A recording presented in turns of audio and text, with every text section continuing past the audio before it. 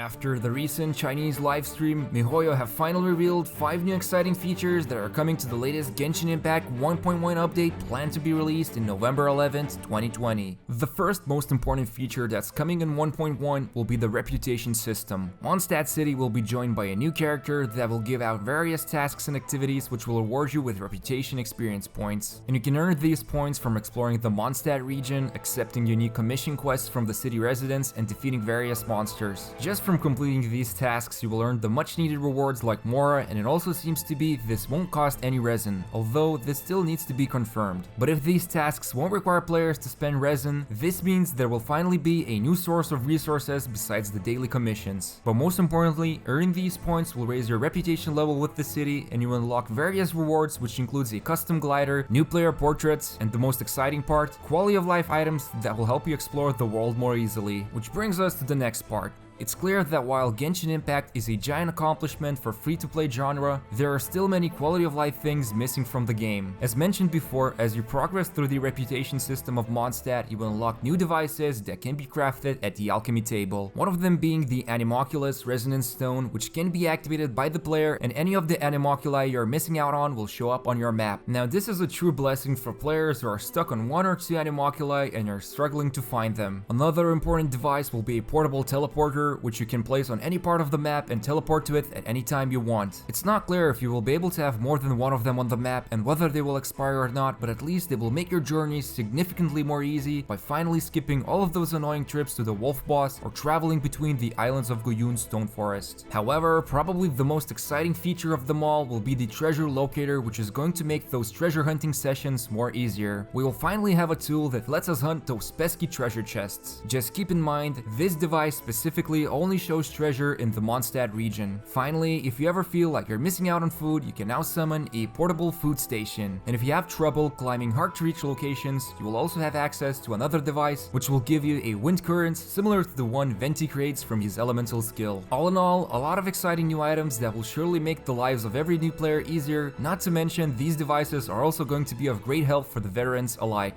Get ready to face the coolest foe in the game. Childe is going to be joining the list of world bosses. It's not clear why exactly someone as friendly as him will be fighting the Traveler, but at least he does it with style. Although not much has been said about this boss fight during the Chinese livestream, but it does seem to be there's going to be a proper introduction in the update as to why exactly we will be fighting Childe.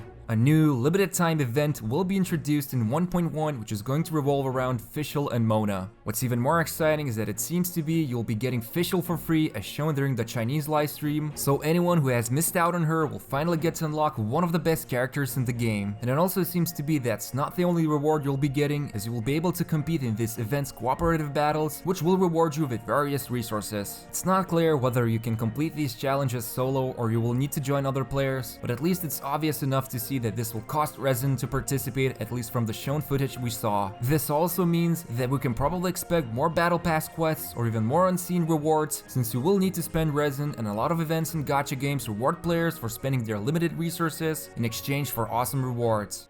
Finally, the most exciting part was left at the end because it seems to be 1.1 update will be coming out with 4 new exciting characters. The first one is going to be fan favorite Zhongli, who is going to be a 5-star Geo character that shows off his insane skills by summoning a gigantic meteor and what seems to be petrifying his enemies after they collide with the giant boulder of death. He can also summon some sort of pillar that will pulsate and deal periodic damage to nearby enemies, so he's probably going to want to fight the enemies nearby the pillar to charge up his deadly meteor attack. The second one is going to be Childe, or in this case, going by another name of Tartaglia. He is a 5-star Hydro character that's going to be pure offense, which has been not seen yet in any of the Hydro characters. His design looks to be very interesting, since even though he is a bow user, he can activate his elemental skill and switch to water blades, turning all of his attacks into melee. And what's even cooler is that he will have 2 versions of his ultimate burst. One version will be when he's using the bow, and one when he's equipped with his Hydro blades. The next character is Xinyan, who's going to be a 4-star pyro character that uses her claymore to mow down her enemies. This rockstar lady can create a shield around herself that will not only protect her, but also damage the enemies around her. And as for her finishing burst move, she creates a giant explosion similar to the one you see on a live concert and sets her enemies on fire. Finally, if you are unlucky to get Chi-Chi Arclee as your first tiny character, then Fiona is going to try to rectify this situation. She's a 4-star cryo unit that specializes in healing her allies. Her elemental skill shoots out a freezing attack that can also be charged up into a more powerful version, similar to what Razor can do with his claw attack. And for her elemental burst, she creates a field of healing and also seems to damage the enemies inside of it. All in all of these characters are finally starting to flesh out the game, and while some are more complex than others, it's still exciting to see what more new and unique character designs we will get to experience in the future. But for now, the quick summary of the Chinese livestream showcasing all of the newest 1.1 features will include a reputation system for the city of Mondstadt, which will give out not just rewards but also quality of life devices like the treasure locator, and we will also be getting a new weekly boss fight as well as a new limited time event. And finally, there will be 4 new characters joining the game, but it's still unclear how their release schedule will look like. Overall, we can expect most of these features to show up on November 11th, 2020 once 1.1 goes live globally.